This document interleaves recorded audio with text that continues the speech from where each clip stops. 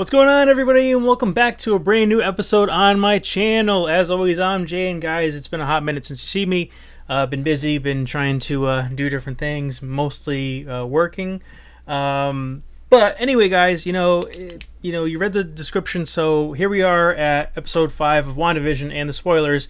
And funny thing is that I haven't reviewed any other video, or episode rather, and this one was very significant because all the stuff that's happened, I think I definitely want to talk about and get off my chest first and foremost.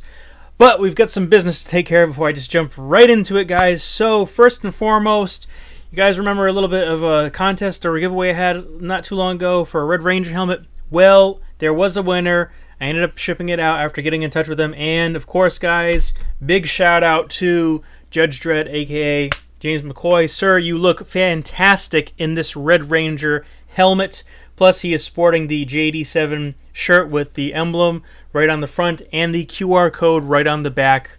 But, yeah, guys, Mr. Judge Dredd over here has been inducted into the street team unofficially. So, again, big shout out to you, sir. Thank you so much for entering, and guys, keep your eyes out on more giveaways. Also, there is a giveaway still going on for when I hit 1,000 viewers for a Masterpiece Transformers figure, a Toys R Us exclusive that is. So again, hunt down that link in that video on my channel just to make sure what's going on. And if you want to enter in that, make sure you subscribe. That way you keep an eye out on all my videos and everything when the time comes. But guys, also I wanted to give a big shout out to an alum of the channel, Mr. Zach, who did a couple videos with myself. He's actually co-founded a new channel called Uncensed Nerd with his friend down in the Dirty South, Flow Rida, as I like to say. So guys, go show Uncensed Nerd some love. They're really cool. They've got 2 videos up right now. One is an Ahsoka Tano video, which was very enlightening and actually has helped me start watching the Clone Wars for Star Wars, truth be told. And second was a video regarding some Easter eggs in one of the episodes of WandaVision, which is really awesome. So again, go check them out. Go support the channel. Go tell them Jay from JD7 Video sent you. But without further ado, guys, let's get into the spoiler discussion at hand here with WandaVision Episode 5. Wow. So, not much to say. First 3 episodes were all about kind of this TV dream world that Wanda and Vision find themselves in. And of course, because Disney is awesome at being under wraps, they kept the series kind of more or less in the dark comparison-wise from, other things going on, and you don't really know what the hell's going on until episode 4. So, first episode, you had kind of an I Love Lucy spin. Second episode was Bewitched, for those of you who love pop culture and stuff like that. Third episode was The Brady Bunch, 100%, and I'll stick with that story till I end it. But then the 4th episode is where we saw things happening in the real world, because some shit went down at the end of episode 3 that we kind of didn't really pick up on, and all the behind-the-scenes stuff really was explained out. How someone that was inside of the actual world with Wanda and Vision was actually shoot, I keep on forgetting it. Monica Rambeau. Maria Rambeau. I think it's Monica Rambeau. Correct me down in the comments, of course, guys, as I'm sure you will. But the daughter of Captain Marvel's best friend, and she was actually inside of the world as Geraldine, and then she had gotten sucked out of it, or pushed out of it, because she was discovered to have been not from Westview.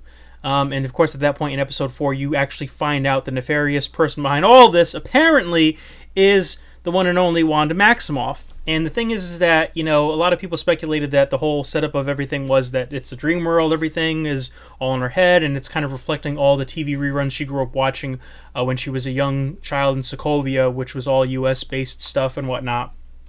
But that's one theory that I think is definitely 100% accurate. But again, the fact that she is the bad guy inside of the series is really, I don't think it's 100% solid. I think maybe she's being manipulated, or something happened because she got broken. She was broken by the death of Vision and everything that happened. And in the snippet that you saw her going against Thanos, you could tell that she was really, not all there. So her powers have essentially been cracked and snapped, just like her own psyche and stuff, I think. And I think all this is an emotional kind of roller coaster as it is. And I don't know that necessarily she is being manipulated by somebody. I'd like for it to be that way because I don't want to see Wanda be a bad guy, you know. But ultimately, you know, in some philosophies, we are what life makes us to be. And in this case, life shitted on her pretty hard when her love was killed right in front of her. First, when she had to kill him, and then secondly, when he was brought back with the Time Stone, and then Thanos killed him and myrtleized him even worse. But anyway, this one kind of picks off in the dream, or not the dream world, but like in the WandaVision world and in the real world, of course, bouncing back and forth. In the WandaVision world, we're actually on the 80s. We're in family ties now, apparently. And the twins have become, well, they've jumped in age. They were babies, then they became toddlers, and then 5-10 minutes in, they become 10-year-olds, which is miraculous. And again, you know, it's insane how fast things are moving within this world. Which kind of indicates that maybe she's not controlling everything like she tried to or whatever, which we'll circle back to that later. But anyway, there's a big point in the series where they try to, Sword that is, tries to infiltrate and again start to do stuff. And again, they can't just leave well enough alone. You agitate someone who is clearly a superpowered being who can literally flick you out of existence, and then you still think it's a good idea to screw with them. Probably not a good idea. But when she confronted all of them actually stepping out of her perfect world, that was real big emotion right there. Big mood right there. And then also on top of that, you can tell that, you know, when she's outside of the dream world, all the reality comes back. Her Sokovian accent is back. She's not all family ties. She's not all sitcom mom. And it's kind of funny because the family ties and how they played some of the things inside of that also felt like Full House at points, which is ironic because her sisters were in Full House, but I'm sure everyone else picked up on that. But yeah, basically she tells them to screw off and that, you know, she's not a threat. If you leave her alone, she'll leave you alone. So yeah, not smart on Sword's behalf and the dude running the show to try and bomb her. Yeah, not smart at all. That's not going to end pretty well. Also, one of the big things that's kind of going on in this episode is the fact that Vision is finally starting to recall and remember that things are not right in this world. Like, every single time something has come out of the ordinary, Wanda has rewritten the episode, has re-edited the tape and everything, and basically erased anything that he had going on as far as questioning.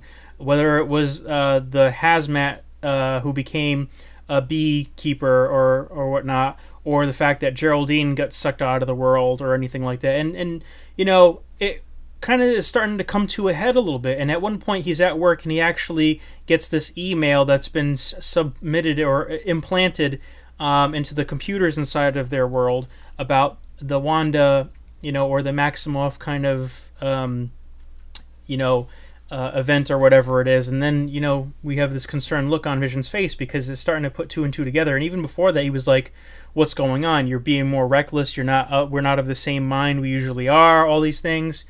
And yeah, it's very, very, very crazy, as it were. And then also the crux of the episode that comes after that is the fact that, you know, they kind of are at odds with each other. And I thought they were going to come to blows because at the end of the episode, the credits start to try and roll, and then Vision is all yelling and screaming, and then all of a sudden the TV kind of goes static really quick, and then the credits disappear because it's not the end of the episode and shit's about to go down. This is not like fake. This is not make-believe. This is all really happening, but yet it's so artificial, and even he is realizing, and he kind of has a mental breakdown. He kind of yells at her, which I've never seen Vision do ever, and then on top of that he's doing that to the woman he loves, which is how crazy this is. And then beyond that, he just gets to his knees and he's just like, I can't fathom, I can't take, you know, what's going on. I can't remember my life before Westview. And that's really sad because basically in this episode they explain and they show footage that she literally went to the Sword office, took all of his, you know, dismembered kind of body and just resurrected him essentially. And honestly, what the problem is that he's not going to be able to live beyond this construct or anything going on. And that's going to be a really big thing when it comes to a head later on in, you know, the other episodes, I'm sure. Also, kind of funny, I wanted to mention is the fact that the moral of the story for her telling her kids is that sometimes you can't bring things together back to life. You know, you can't do this, you can't do that. Being such a freaking hypocrite that she is, because she's literally pulling the strings of everybody and keeping everybody together. But also, she brought back Vision back to life, and yet she's refusing to bring a dog back to life for her kids. Wanda, WTF? What are you doing here? That's all I have to say. Like, and it's just it. The thing is that with every episode, every little crack that starts to form, it's just going to make it more painful when that end hits, and then she's, her perfect world has come crashing down. But also not just that, but the fabric of the reality that we are currently in will come down too, which I find very, very, very awesome. Because at the end of the episode, which everyone is trying to avoid spoilers like crazy, but I'm about to drop the biggest spoiler if you haven't heard it already. Probably you have, because it's like 8 o'clock at night. But the fact that at the end of the episode, she's trying to say, I didn't do this, or you think I'm controlling all this, you think I have the ability to do all this. No, I don't. And then the doorbell rings, and she says, you think I did that. I didn't do that. And basically Vision is like, listen, I'm not thinking about statistics anymore. I want to believe you, but at this point I really can't. So she goes to the door, because she doesn't know who the hell it is, based on the look on her face. And lo and behold, it is Quicksilver from the Fox X-Men movies. And even when it cuts to Kat Dennings' character saying she recast Pietro, and I'm like, whoa, okay. All right, so that's how they're going to try and do multiverse stuff, and they're going to merge the X-Men and everything. So, yeah, that's episode 5 of WandaVision in a nutshell, guys. And I think that this has been the best episode yet, and every episode it gets better and better. So hopefully it doesn't lose steam before the short order of the episodes. But again, let's recap this. All the stuff going on. She's going to be in Multiverse of Madness for Doctor Strange 2. Supposedly, lots of rumors talking about how everyone and their mother is coming back for the newest Spider-Man movie, which is supposedly having appearances by old Spider-Man villains from the Tobey Maguire films, but also having Jamie Foxx's Electro. Then, of course, having Tobey Maguire and Andrew Garfield coming apparently on set themselves, rumored. But if this is what's going on right now, this could most likely tie into them doing a consolidation. People like to throw House of M out there, which, again, I'm slightly familiar. That's around the time I stopped reading comics and everything. But essentially, she wipes out the mutant population and everything, and kind of does that with reality. She basically rewrites reality. So in this portion right here, what I'm thinking the direction that they're going, obviously, is that she's rewriting reality again and smacking the different multiverses, Fox and MCU style, are going to get splat somewhere in the middle, and they're going to consolidate and kind of cherry pick and do all different things, probably to make a more perfect Marvel union, as it were, to reflect some of the favorite comics and stories and whatnot that we have, at least in the X-Men aspect.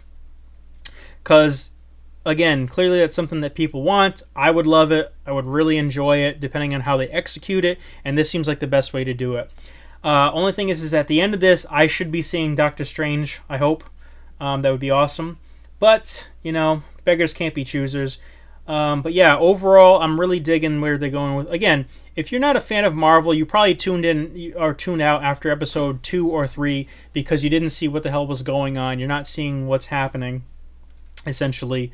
Or you're not in it for the ride, and you're not reading between the lines of everything. Clearly, this is not a real sitcom show. It's all surface level stuff that is being used to masquerade the pain and the hurt, and basically the sheltering and quarantining she's doing, just to kind of try and make sense of what has transpired ever since Endgame and even Infinity War and all that stuff. But overall, guys, I'm really digging this, and yeah, I'm eager to see where this goes, because the next episode, I think, is when they're starting to get into the 90s or the postmodern era, probably, for stuff like that. And also, she's gonna dress up like her costume at some point, and then Vision's gonna dress up in kind of a cheap version of his costume, as it were, that's more kind of cartoony and stuff. And things are gonna kind of heat up. but I don't see it ending well. I just don't see it ending well for any of our Avengers here. It just feels like it's not going to end well at all for them, and unfortunately, for lack of a better, term, Wanda's going to be the villain, and Wanda is the villain, unless Agnes turns out to be pulling strings, or, like people are also speculating, Mephisto is running the show and doing some stuff, which is also crazy. But anyway, guys, thank you for hearing me babble on about all this junk. You know you love it. Marvel Studios, WandaVision Episode 5, spoiler discussion, kick-ass. Really cool to see Evan Peters back. Although, I don't know, if I had to choose between Evan Peters and, Aaron Taylor Johnson, I forget, I think that's his name, but if I had to pick between one of those two to be her brother going forward, I mean, Evan Peters' Quicksilver had much more awesome action scenes, without a doubt. But I feel like the other Quicksilver complimented her just a little bit better, personally. But what do you guys think down below? Let me know in the comments. Who was the better Quicksilver, Evan Peters or Aaron Taylor Johnson? But anyway, guys, that's all the time that I have for today. Thank you so much for joining me. I appreciate it, as always, guys. You're awesome. I love you very much. And guys, I'm Jay. So until the next time, make sure that you like, comment, subscribe if you dug the video. And, as always, take care and bye.